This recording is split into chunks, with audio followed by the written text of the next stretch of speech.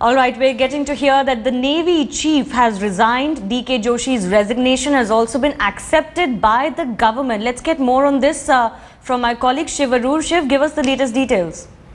Huge breaking news coming in right now, Shivani. Admiral Devendra Kumar Joshi, the Chief of the Naval Staff, has submitted his resignation to the Ministry of Defence. The government has accepted his resignation. This is an extremely dramatic and extreme move from the Navy Chief, who's been under pressure, extreme pressure over the last few days, weeks and months with a spate of accidents. Now, just to put this into context for our viewers, Admiral DK Joshi's resignation just comes just a few hours after what is the 11th or the 12th mishap to actually hit the Indian Navy. That was the accidental gas leak aboard the INS Sindhuratna attack submarine about 16 nautical miles off the coast of Mumbai.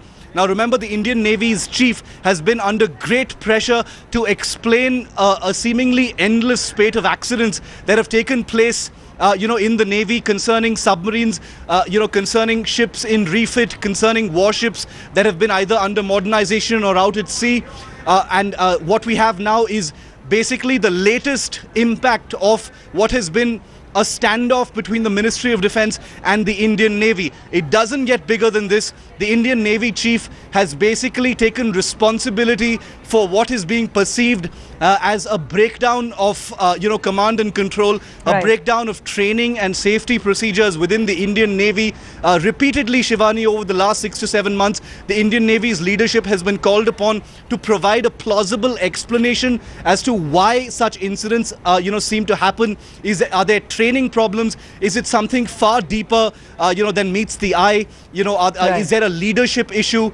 We've seen several officers who've been stripped of their command of submarines and ships, as a result of this seemingly relentless series of incidents that we've seen happen over the last 6 to 7 months. So what we've seen now is the man with whom the buck stops, the Chief of the Naval Staff, Admiral DK Joshi, has basically said, it has come to a point, and I'm conjecturing here, but it's come to a point where I have to take responsibility for what's happening in my Navy, and that's why he's put in his resignation. And we can confirm, Shivani, to our viewers, that the Ministry of Defence has accepted Admiral Joshi's resignation. Right. Just to recap once again, an incident over INS Sindhuratna on Wednesday that led to at least 7 Indian Navy personnel being injured and at least 2 are missing. And that seems to have caught up with the Navy chief.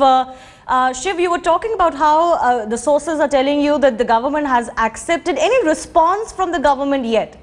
None whatsoever, none officially, at least at this point of time, Shivani. But I can tell you that just a short while ago, we had heard from the Ministry of Defence. In fact, we broke that story just about half an hour before we're breaking this story about the resignation, where the Ministry of Defence had basically said that Defence Minister A.K. Antony has been extremely upset, dissatisfied and concerned. Those are the exact words they used about the manner in which the Navy has been reporting back, on information pertaining to, these 12 mishaps that have taken place since August last year. Remember, this run of bad luck, Shivani, began in August last year with the explosion on board the INS Sindhu Rakshak submarine, which is a sister submarine to the INS Sindhuratna. And in that incident in August, 18 crew members had lost their lives on board that submarine. That submarine, in fact, hasn't been salvaged even to this day. Now, following that incident, there has been a seemingly endless spate of incidents involving submarines or ships running aground,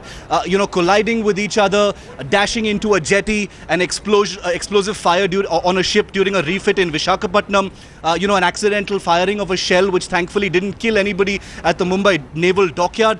So all of these incidents, when you put them together, even though the Navy has said that each mishap has nothing to do with the other, the fact that there have been 12 mishaps in just in just about 6 months has led several people, including several veterans and former Navy chiefs, Shivani, to question whether there is a leadership crisis, whether procedures need to be rejigged and overhauled, whether there are command and control issues. Have people become lackadaisical on the job? Are there disciplinary issues? Are people taking shortcuts during crucial safety maneuvers? Even at sea, there was one incident where a ship had collided, with a fishing vessel where 27 fishermen, were thrown into the sea. So that sort of thing. It all boils down to discipline, leadership, command and control, which are extremely extremely serious issues for men and women in uniform. Right. So even though the pressure has been extremely high on the Navy chief for 6 months, he stuck it out to try and see if he can solve these issues from within the Navy. But now what we've got is a case where the Navy chief has basically said, it has come to a point where I have to take responsibility for what's happening in my Navy, and this is my resignation. And the fact that the Ministry of Defence has accepted his resignation without any discussion, Shivani, Right. simply proves and vindicates the story that we've done about just how unhappy the Defence Minister already is. Right. Shivarur, they're reporting DK Joshi has taken personal responsibility for the spate of mishaps in the Navy chief resigning. That's the story we're breaking right now. Shiv, tell us what happens from here now. Will the buck really stop only at DK Joshi's doorstep, or could there be some more action? Well, that's a very good question, because remember, Shivani, there are several, parallel boards of inquiry that are currently on into the INS Sindhuratna incident, as well as the 11 other, mishaps that have occurred in the Indian Navy. Now, one of the things that the Ministry of Defence has been extremely unhappy about is the fact that very little information has actually been reported back to the MOD from the Navy after each one of these incidents, despite express instructions from the leadership of the MOD to Admiral DK Joshi to be transparent about the proceedings and to share each and every level of proceedings with the Ministry of Defence. Now, that didn't happen. Now, with Admiral DK Joshi, stepping down as Chief of Naval Staff, it will be very interesting to see what the MOD's next step is, and that's a very good question, because at this point of time, one of the priorities for the Indian Navy will first, of course, be to institute a new Chief of Naval Staff, but after that, they will have to also, provide answers to the country, because right now the Ministry of Defence is in charge. The Chief of Naval Staff has resigned. But what about those boards of inquiry? What happens to each of those incidents? Is there any closure as far as those issues are concerned? Who is going to be at the helm of the Navy to actually provide leadership at a very sensitive phase? I cannot overstate at this time, Shivani, just what an extreme act this is. When Right. a Navy chief takes the onus on himself, the responsibility for a spate of accidents, and actually, puts in his resignation, the impact on the rank and file of the Navy is likely to be devastating.